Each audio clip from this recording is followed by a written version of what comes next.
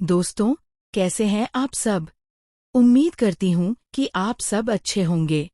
आज हम आपको सुनाने वाले हैं एक ऐसी कहानी जो आपके दिल को छू जाएगी और आपको स्क्रीन से बांधे रखेगी।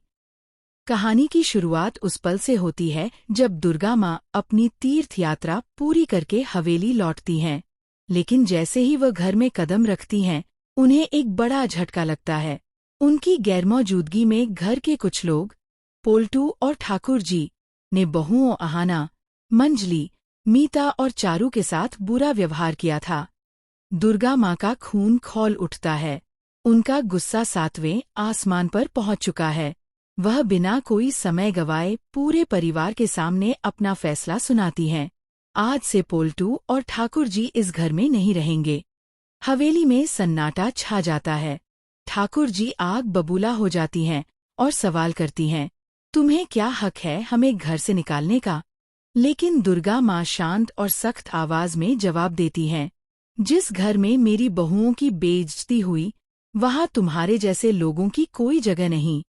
चारों बहुएं इस फैसले से हैरान भी हैं और गर्वित भी। आहाना की आंखों में सम्मान की चमक है। वह जानती है कि उसकी सांस ने न्याय किया है। लेकिन पोल्टू और ठाकुर जी की हालत पतली हो जाती है। गुस्से में ठाकुर जी कहती हैं, ठीक है, मैं भी इस घर में नहीं रहूंगी, और सामान पैक करने लगती हैं। पोल्टू टूट जाता है। वह समझ नहीं पाता कि अब अपनी माँ के साथ वह कहाँ जाएगा। पारो, जो उसकी पत्नी है, डर और असमंजस में पड़ जाती है। लेकिन दुर्गा माँ प्यार से पारो को समझाती हैं कि वह सुरक्षित हैं। दुर्गा माँ पूरे परिवार के साथ घर में लौटती हैं और नौकरों को आदेश देती हैं कि पोल्टू और ठाकुर जी का सामान बाहर फेंक दिया जाए।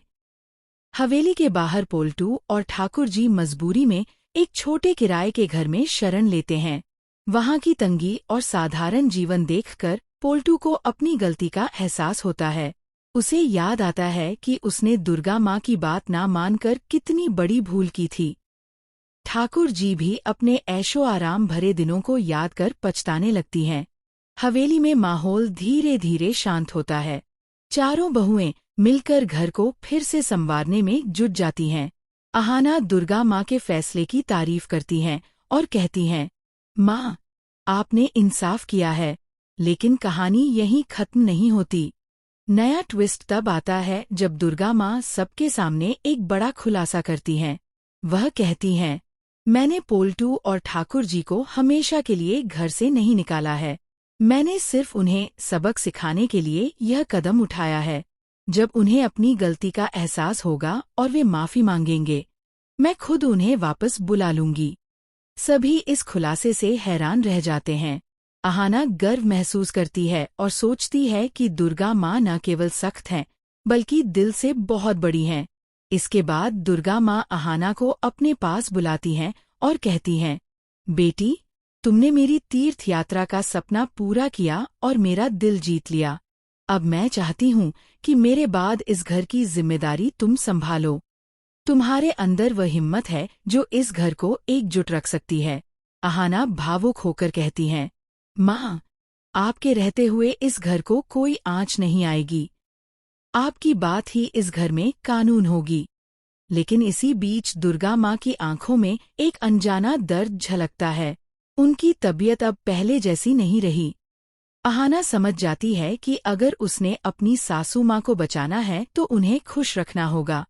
वह सोचती है कि अगर छोटू दादा, जो दुर्गा माँ के बचपन के दोस्त हैं, कुछ दिन हवेली में रहें तो माँ का मन बहल जाएगा और उनकी तबीयत में सुधार आएगा। आहाना तुरंत छोटू दादा को हवेली बुलाने की योजना बनाती है। लेकिन यह फैसला आसान नहीं है। मोहल्ले में अफवाह फैल सकती है कि दुर्गा माँ अपने बचपन के मित्र को घर बुला रही हैं। पोल्टू और ठाकुर जी जब यह बात सुनते हैं तो इसे अपने फायदे का मौका समझते हैं। पोल्टू सोचता है कि अगर छोटू दादा आए तो वह अफवाह फैलाकर दुर्गा माँ की बदनामी कर सकता है। वह ठाकुर जी के साथ मिलकर नई साजिश रचने की योजना बनाता है। लेकिन आहाना सतर्क है। वह अपनी बहनों मंजली, मीता और चारू के साथ मिलकर हवेली को मजबूत बनाए रखती है। अब आहाना के सामने दो बड़ी चुनौतियां हैं। एक तरफ सास की सेहत और दूसरी तरफ दुश्मनों की चालें। हवेली में अहाना और बाकी बहुएं दिन रात दुर्गा माँ की सेवा में लगी हैं। वह उनकी दवाइयों का ध्यान रखती हैं, उनके पसंद का खाना बनवाती हैं और हर समय उनके साथ रहती हैं। दुर्गा माँ की आंखों में कृतज्ञता के साथ साथ चिंता भी झलकती है। वह अहाना से कहती हैं, बेटी, मुझे नहीं पता मैं कितने दिन और रहूंगी, लेकिन तुमने इस घर को अपनी बेटियों की तरह संभाला है। अहाना वादा करती हैं कि वह छोटू दादा को बुलाएंगी ताकि माँ का मन खुश रहे। अब देखना ये होगा कि छोटू दादा की एंट्री हवेली में क्या नया मोड़ लाती है। क्या पोल्टू और ठाकुर जी अपनी गलती मानकर माफी मांगेंगे? क्या अहाना अपनी सांस की खुशी बचा पाएगी? या मोहल्ले की बातें फिर एक नया बवंडर खड़ा करेंगी? दोस्तों, ये तो अभी शुरुआत है। कहानी में जो आगे होने वाला है वह बहुत ही खतरनाक और रोमांचक है। अच्छा, फिर मिलेंगे एक नई कहानी के साथ। तब तक के लिए खुश रहिए, सलामत रहिए और देखते रहिए भरत ड्रामा टीवी।